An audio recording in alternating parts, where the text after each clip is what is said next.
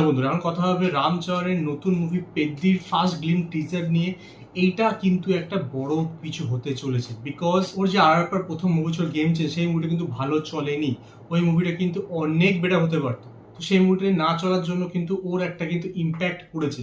আর first movie Debra ছিল হচ্ছে junior NTR এর, ওর মুভিটাও কিন্তু ভালো না হলো, বক্স অফিস ইনকাম করেছে, কিন্তু গেম চেঞ্জার মুভিটা ভালো ছিল না, ইনকামও করেনি। তো সেখানে কিন্তু একটা মানে ব্ল্যাক ক্লাস কিন্তু পেয়েছে রামচরণ, কিন্তু আই থিঙ্ক এই মুভিটাতে কিন্তু ও বাউন্স ব্যাক করতে চলেছে, বিকজ এই মুভিটাতে যে গ্লিমসটা পেলাম, যে সাউন্ড ট্র্যাকটা দেওয়া হয়েছে, দেখো রামচরণের মুভি চার্মি কাপুরকে আবার নেওয়া হচ্ছে, দেবরাত ছিল, যাই ছেড়ে দাও, কিন্তু এআর রহমানের হচ্ছে মিউজিক রয়েছে, যে লুক অ্যান্ড ফিলটা পেলো না, সেটা দারুণ লাগলো। তার একটা বড় কারণ আমি বলছি, যদি লাগান মুভিটা তোর মনে থাকে, ওই মুভিটা লাইক যে ইয়লিশ কন্টেন্ট ছিল, ঠিক আছে, একটা যে গ্রাউন্ডেড মুভি ছিল, এত সুন্দর হার্টে লাগার মতন, ওইরকম কিছু কিন্তু ফিলিংস আমি এখান দিয়ে পেলাম।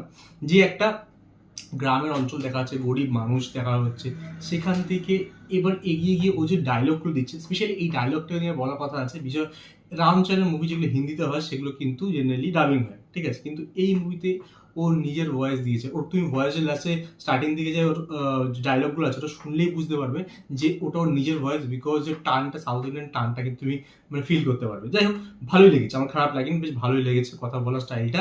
তো সেটা একটা ডিফারেন্ট মনে হচ্ছে, যে ওর টান আছে, বোঝা আছে, হিন্দি স্টার্টিং বলছে এরকম বোঝা যাচ্ছে, বাট স্টিল ভালো লেগেছে। এআর রহমানের যে ব্যাকগ্রাউন্ড মিউজিকটা বাজছে, চুমু এআর রহমানের মিউজিকটা অন্য লেভেল থাকে। স্টার্টিংয়ে হয়তো অনেকে প্রথমে গ্রিপ না করতে পারে, যত বেশি শুনবে তত বেশি ভালো হতে থাকে। লাইক ওল্ড না ওয়াইন বা সামথিং, যত পুরনো হয়তো টেস্ট বাড়তে থাকে, তো সেরকম একটা এআর রহমানের মিউজিক।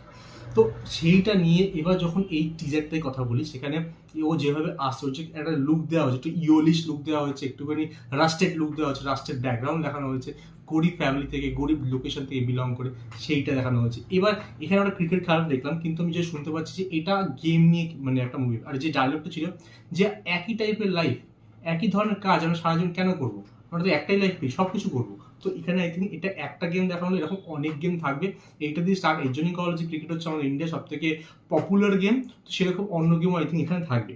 তো এবার এই গেমটা নিয়ে কথা বলি, ওই যে স্টার্টিং থেকে যেভাবে ও মানে তৈরি করলো জিনিসগুলো, সেটা কিন্তু হেভি লাগলো। যে গ্লাভস নেই, বস্তা, ধানের না গমের বস্তা ছিল, গ্লাভস বানাচ্ছে, ঠিক আছে, হাতে হাতে লেগে গেছে, হয়তো মাটি লাগিয়ে নিল, ঠিক আছে, মাটি সব থেকে বেশি ভালো, ঠিক আছে, যে কোনো ওষুধের জন্য। তারপর হচ্ছে আই থিঙ্ক ব্যাটটাও আই থিঙ্ক মানে নিজেরাই বানিয়েছে, এরকম কিছু একটা ব্যাট হবে, আমরা ছোটোবেলা বানাতাম অনেক কিছু দিয়ে, কাঠ ফাট যা পেতাম ওই দিয়ে খেলতাম, তো ওই রকম কিছু একটা মনে হলো। এইবার সব থেকে ভালো লাগলো হচ্ছে ওই সিগারেট খাওয়া, বিড়ি খাওয়া কখনোই পছন্দ হয় না, ঠিক আছে, দেখা দেখিয়েছে এটাকে, মানে কি বলবো, একটা যে মাসি মুভমেন্ট ক্রিয়েট করা, সেরকম একটা ব্যাপার লেগেছে। এইবার ওর যে ব্যাটিং করার স্টাইলটা আমার দারুণ লাগলো।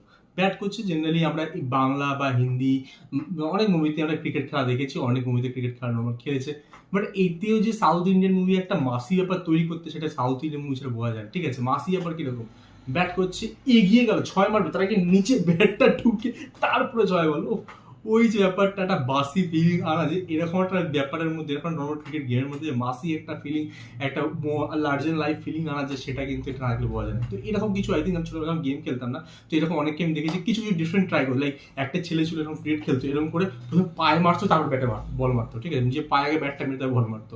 সো এরকম অনেকে করতো, ঠিক আছে।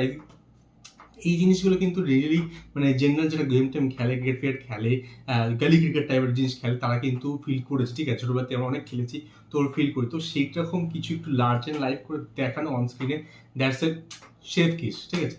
যাই হোক, মুভিটা 27 মার্চ আসছে 2026-এ, অনেক দেরি, 1 বছর অলমোস্ট দেরি, কিন্তু আই থিঙ্ক ধীরে ধীরে এটা রিলিজ করবে, এটি সিরিজ এটাকে প্রমোট করছে। তো মুভিটা এটা যে ভালো হতে চলছে বুঝতে পারছি, দেখে বোঝা যাচ্ছে যে কম্বিনেশন নিয়ে প্রত্যেকটা ভালো খেলছে, জানবি কাপুর কেমন নিয়েছে।